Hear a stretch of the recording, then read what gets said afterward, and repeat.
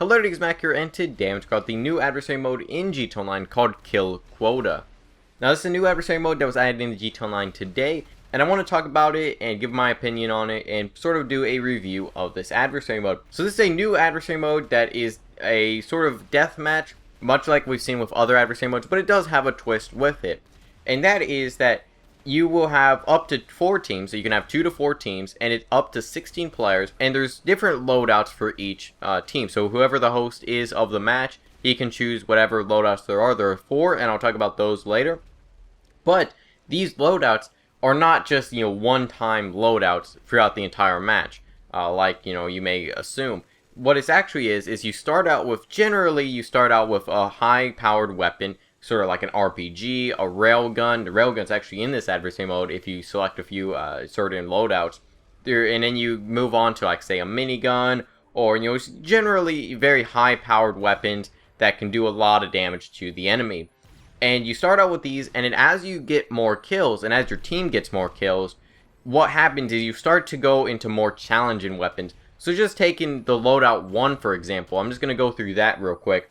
So you start out with the RPG, and both teams start out with the RPG. Every team starts out with the RPG, and they have to get enough kills to get a minigun. And then as they get kills with the minigun, they move on to the special carbine, then the heavy revolver, then the sawed-off shotgun, then, and this is the same for each loadout, so it doesn't matter what loadout you pick, the last weapon will be a melee weapon.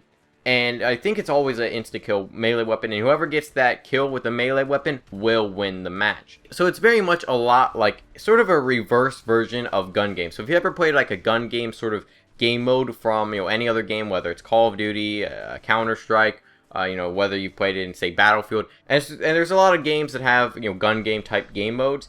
And this one's very similar, but it's actually sort of a reverse version. Because in most games, you'll start out with, a weak weapon like a pistol or maybe a pretty bad shotgun. Or, not that great of weapons. But as you move up, you start getting, assault rifles, MGs. You get snipers, and you get, at the end, you get, more specialty weapons like, RPGs and miniguns and stuff like that. Then, usually at the end, at least from, gun games I've played, you usually do have to get a kill with a knife or like a throwing knife or something like that. And that's how you win gun game. And this one is sort of like that, but kind of in the reverse. Instead of starting out with a low-end weapon, you start out with a generally good weapon. RPGs, miniguns, stuff like that, which can pretty much decimate the enemy team if you, use them correctly. But these weapons are very, clunky, very slow. So if you are at the higher levels where, let's say you're using the heavy revolver, but the other teams are still on like the minigun or RPG, you could still do relatively good as long as you position yourself right and you time yourself very well, where, as they're reloading their RPG or, whenever they're trying to run with their minigun, that's whenever you take them out. And that's what I love about this adversary mode, is there's a lot of strategy involved, and it's generally a very fun adversary mode. I really do love it. So, as for the loadouts for this adversary mode, there are 4 different ones, and I've only played with 3. I haven't played with loadout 4 yet, but it seems pretty good overall already. So, loadout 1, like I said, is the RPG, minigun, special carbine, heavy revolver, sawed-off shotgun, and machete. I love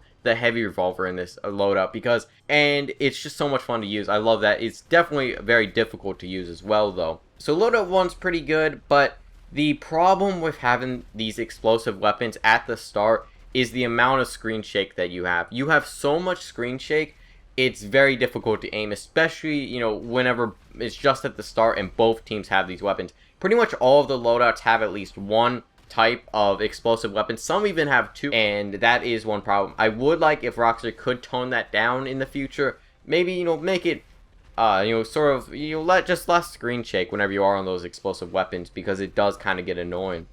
Especially because they're at the start of the game where everybody has them at the same time. Next up with loadout 2, though, is a railgun, combat MG, then the musket, then the heavy sniper, then the pump shotgun, then finishing off with the knuckle duster.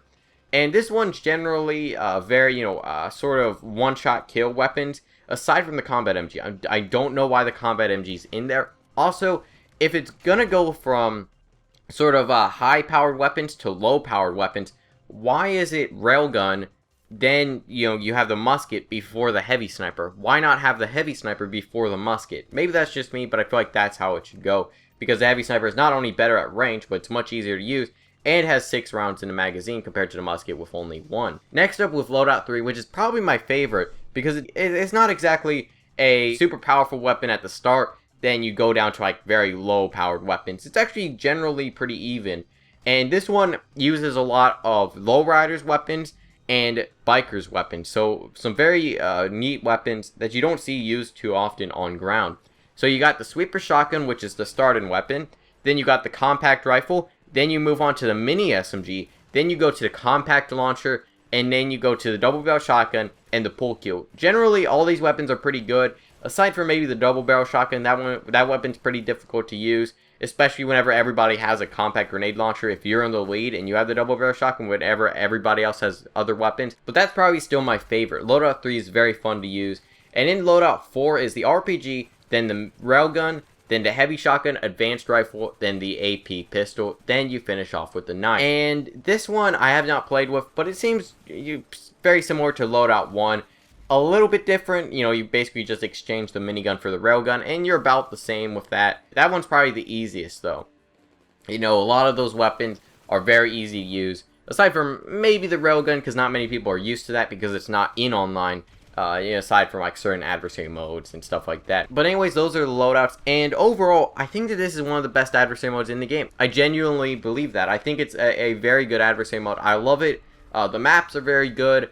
And the loadouts, like, some are a little bit weird. It's like, why put the combat MG in loadout 2 whenever all the other weapons are more like one-shot kill weapons, and you have to be very accurate. I don't know why that's the case. Also, I gotta say, and I've only played a 4-player version of this once, but if you are playing this, I actually enjoy 4 players more than the, usual 2 players, because everybody's on different playing fields, it feels like.